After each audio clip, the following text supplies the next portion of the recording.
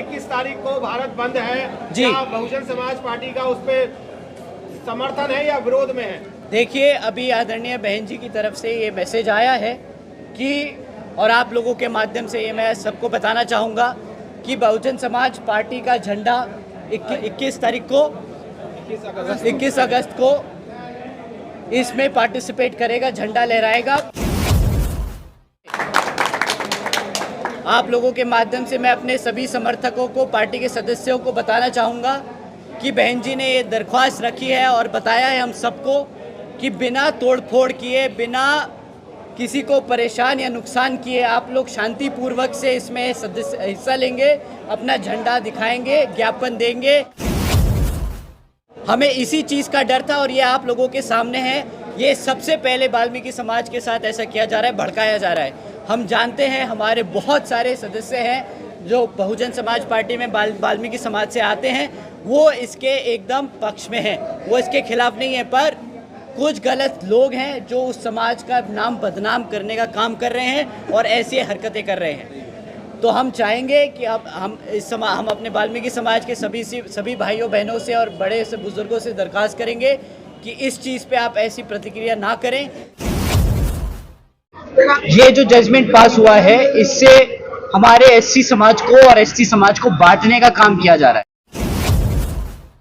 देखिए, यहाँ पर जितने भी हमारे मीडिया बंधु हैं, हमारे साथी हैं, सब बहुजन मीडिया के सदस्य हैं। तो आप लोगों के माध्यम से मैं बताना चाहूँगा कि दिल्ली में पिछले कुछ समय से जो भी कमियां रही हैं, हम उसको आइडेंटिफाई कर रहे हैं। हमारे यहाँ विधानसभा में जो सेक्टर और बूथ स्तर का काम अभी कमज़ोर पड़ा हुआ है, उसको हम उस स्तर पे हम अपने लोगों को जोड़ने की कोशिश कर रहे हैं। मीटिंग अभी ये पहली है जो अभी आने वाले समय में अगले 2-4 महीनों में हर दूसरे हफ्ते मेरा यहीं पे रहेगा। कई मीटिंगें मेरी लाइंड अप हैं, तो मैं कोशिश कर रहा हूं कि जितने भी हमारे विधानसभा सेक्टर और बूथ लेवल की कमेटी के लोग हैं और उनकी जो मीटिंगें लग रही हैं वो मैं खुद पर्सनली लूँगा, ताकि यहाँ पर दिल्ली में जो हमारा जनाधार एक समय पे हुआ करता था उसको दोबारा से हम बना सकें। जी, वर्तमान में सबसे ज्वलंत मुद्दा जो है जी, SC/ST आरक्षण को वर्गीकरण को लेकर है। हाँ जी, उस पर आपका क्या स्टैंड है? देखिए, मैं हरियाणा में अभी जहाँ इलेक्शन चल रहे हैं वहाँ पे ये बहुत स्पष्ट तरीके से बताता आया हूँ और यहाँ पे भी आपके माध्यम से दोहराना चाहूँगा कि ये जो सब कास्ट कैटेगराइजेशन का जो मुद्दा है, जिस पे ऑनरेबल सुप्रीम कोर्ट ने अपना जजमेंट दिया, जिसमें उन्होंने ये पावर राज्य सरकार को दे दी कि भाई जिस जाति को वो रिजर्वेशन को SC/ST जाति को रिजर्वेशन देना चाहें वो दे सकती है और जिसको हटाना चाहे हटा सकती है। इसमें और भी कई जजमेंट पास हुए हैं। इस जजमेंट के तहत बहुत सारे रूल्स पास किए गए हैं, परंतु सबसे इम्पॉर्टेंट जो मुद्दा है वो हमारे जितने भी SC/ST समाज में से जातियां हैं उनको रिजर्वेशन का फ़ायदा देना और छीनने का है। ये जो जजमेंट पास हुआ है, इससे हमारे SC समाज को और ST समाज को बांटने का काम किया जा रहा है। ये अधिकार किसी भी राज्य सरकार को नहीं होना चाहिए कि वो रिजर्वेशन का हक जो है किसी भी SC या ST जाति से छीन सके और दे सके। ये सिर्फ और सिर्फ अधिकार राष्ट्रपति जी को है और पार्लियामेंट को है। उसका रीज़न बाबा साहब ने इसलिए रखा था ताकि कोई भी ऐरा गहरा नत्थू गहरा आके इस रिजर्वेशन के साथ खिलवाड़ ना कर सके। अब जो पार्लियामेंट सुप्रीम कोर्ट से, ऑनरेबल सुप्रीम कोर्ट से जजमेंट आई है, इससे राज्य सरकारें जो हैं इसका राजनीतिक फ़ायदा उठाएंगी। तो ये बहुत गलत डिसीजन है, इसके खिलाफ हम सब थे, हैं और आगे रहेंगे जब तक इसको सिक्योर और उसको चेंज नहीं किया जाएगा। 21 तारीख को भारत बंद है जी। क्या बहुजन समाज पार्टी का उस पर समर्थन है या विरोध में है? देखिए, अभी आदरणीय बहन जी की तरफ से ये मैसेज आया है कि, और आप लोगों के माध्यम से ये मैं सबको बताना चाहूँगा कि बहुजन समाज पार्टी का झंडा 21 अगस्त को इसमें पार्टिसिपेट करेगा, झंडा लहराएगा। पर आप लोगों के माध्यम से मैं अपने सभी समर्थकों को, पार्टी के सदस्यों को बताना चाहूँगा कि बहन जी ने ये दरख्वास्त रखी है और बताया है हम सबको कि बिना तोड़फोड़ किए, बिना किसी को परेशान या नुकसान किए आप लोग शांतिपूर्वक से इसमें हिस्सा लेंगे, अपना झंडा दिखाएंगे, ज्ञापन देंगे और वापस आएंगे। आप किसी के साथ लड़ाई झगड़ा या ऐसा कोई काम नहीं करेंगे जिससे पब्लिक प्रॉपर्टी डैमेज हो या किसी पब्लिक को परेशानी हो।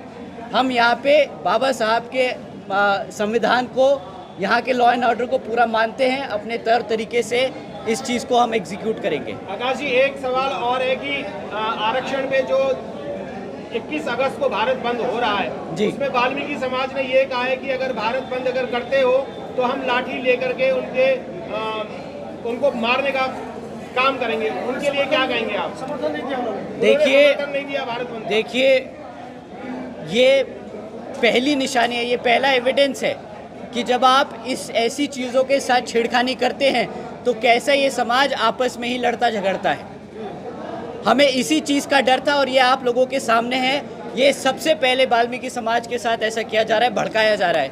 हम जानते हैं हमारे बहुत सारे सदस्य हैं जो बहुजन समाज पार्टी में वाल्मीकि समाज से आते हैं, वो इसके एकदम पक्ष में हैं, वो इसके खिलाफ नहीं है। पर कुछ गलत लोग हैं जो उस समाज का नाम बदनाम करने का काम कर रहे हैं और ऐसी हरकतें कर रहे हैं। तो हम चाहेंगे कि अब हम अपने वाल्मीकि समाज के सभी भाइयों बहनों से और बड़े से बुजुर्गों से दरख्वास्त करेंगे कि इस चीज़ पे आप ऐसी प्रतिक्रिया ना करें। पार्टी के साथ सब खड़े हैं, हम चाहेंगे आप भी हमारे साथ खड़े हो। एक आखिरी सवाल है जी। बहन जी ने कई बार कहा कि हम युवाओं को पार्टी के अंदर जी जी जी जी महिलाओं की संख्या कम है, राज्यसभा लोग छोड़ रही है। हाँ जी, हाँ जी। अच्छा, खासकर युवतियाँ। देखिए, अगर यंगर साइड में अगर हम यूथ की बात करें तो हमारी विधानसभा कमेटी में हमारी एक सदस्य हैं, वो उधर खड़ी हैं, इधर आइए मैम। देखिए, ऐसा हो सकता है कि हमने कहीं कमियां रह गई हो, पार्टी बहुत बड़ी है तो कहीं कहीं कमी रह गई हो, बट जहां जहां हमारी नज़र है, जहां जहां हम मेहनत कर रहे हैं, हम कोशिश कर रहे हैं कि हम विमेन को, लेडीज़ को उतना ही यहाँ पे पार्टिसिपेशन में इनकरेज करें, क्योंकि हम सबकी नेता तो खुद एक लेडी है, देवी है हमारी, तो हम कैसे लेडीज का पार्टिसिपेशन कम कर सकते हैं? ऐसा तो सवाल ही नहीं हो सकता। आकाश जी, अभी आपने ये कहा था कि पार्टी से जुड़ने के लिए पार्टी से जुड़े और जिसको भी बात करनी है मुझसे आकर के भी बात कर सकता है जी। पर आपके जो दिल्ली प्रदेश के लोग हैं वो आपसे मिलने नहीं देंगे, तो उसका क्या समाधान है कि आपसे मिल सके? देखिए सर, आपने तो पहले ही बोल दिया मिलने नहीं देंगे, पहले ही मन बना लिया। ऐसा नहीं है कि कोई मिलने नहीं देगा। मैं खुद पार्टी ऑफिस में अवेलेबल रहूंगा, करोल बाग का हमारा दफ्तर है, मैं वहीं बैठूंगा, वहीं पे जिसको मन करे आके मिल सकता है। मैं अपना ट्वीट भी कर दूंगा जब जब मैं करोल बाग ऑफिस में रहूंगा, तो हमारे सभी दोस्तों भाइयों और जो सोशल मीडिया पे उनको पता चल जाएगा कब मैं कहाँ हूँगा। सर, गाजियाबाद में एक इलेक्शन होने वाला है, उसकी बीएसपी की कोई भी तैयारी नहीं है उपचुनाव में। देखिए क्या सर, कहेंगे आप? देखिए यूपी का मामला है, वो वहाँ पे लोकल कमेटी और जो वहाँ पे हमारे पदाधिकारी लोग हैं वो देख रहे हैं। मुझे पूरा भरोसा है कि वो वहाँ पे अच्छे से तैयारी कर रहे हैं। अगर कुछ कमी पेशी रह गई होगी तो हम श्योर आपके माध्यम से उन्हें वो मैसेज मिल जाएगा। सर, 2024 के लोकसभा चुनाव में 2 नेता आए थे कि बाबा साहब का संविधान बचाएंगे, आरक्षण बचाएंगे, लेकिन जब सदन में पहुंचे तो वहाँ शिव जी की फोटो दिखा रहे थे। पुरानी संसद से बाबा साहब की तस्वीर हटा दी गई।